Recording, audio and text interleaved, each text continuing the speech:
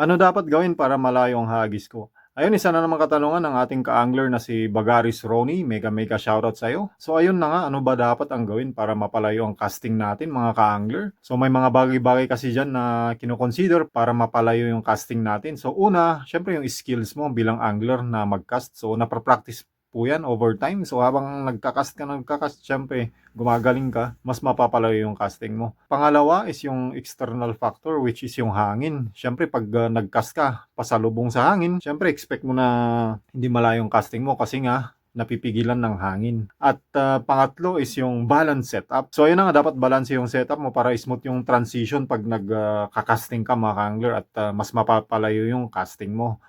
So sa mga nabanggit kong tatlo guys, isa lang po yung pwede nating makontrol dyan. Yung skills mo bilang angler, syempre medyo matagal pa yan bago ma-develop. Depende na lang kung gaano ka kadalas mag-practice mag-cast. Tapos yung external factor which is yung hangin, syempre hindi mo naman makokontrol yan. Hindi mo naman alam kung ano yung madadatnan mo sa spot or kung bibiglang hahangin. Ang pangatlo, yun ang makokontrol mo mga ka-angler, yung balance setup or yung set mo as the whole. So una pa lang ito, magagawan mo na ng paraan para mas mapalayo yung casting mo. So yun yung pag-uusapan natin. Ano ba dapat ang gagawin mo para mapalayo yung casting mo? Una sa lahat, yung haba ng rod mo. So kung mas mahaba yung rod mo, sigurado mas malayo yung casting niya as compared doon sa mas maiksi na rod. So yan, pwede kang gumamit ng 7 feet, 8 feet, 9 feet, 10 feet.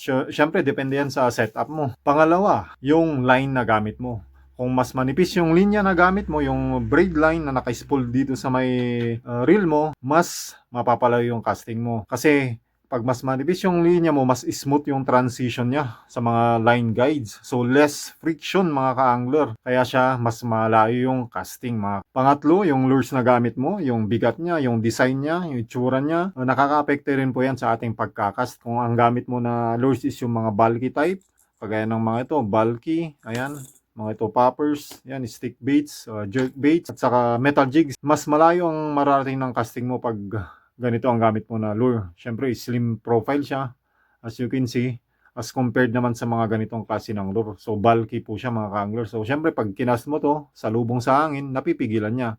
As compared naman dito, mas slim siya, talagang mas mapapalayo yung casting mo. At syempre, yung size na rin yung bigat ng lure mo. Syempre, kung mas mabigat yung lure na gamit mo, syempre mas mapapalayo yung casting mo mga. And lastly mga ka-angler, yung setup mo as a whole. So dapat balance po. Dapat yung gamit nyo na reel or size ng reel na gamit nyo is dapat akma doon sa rod na ginagamit nyo mga ka-angler. So example, itong ultralight rod natin ay nakapares siya sa 1000 series na reel. Yung main line niya na nakalagay is 6 pounds na braid line. At saka yung leader line na ginagamit ko dito is 6 to 8 pounds mga ka. So depende po yan sa setup nyo. At yun na nga, dapat balance siya. Hindi yung naka-ultralight ka, tapos paparisan mo ng 5,000 series na reel, lalagyan mo ng 30 pounds na braid line. Hindi na po balance yun mga. So mahihirapan ka po mag-cast pag ganun yung setup mo.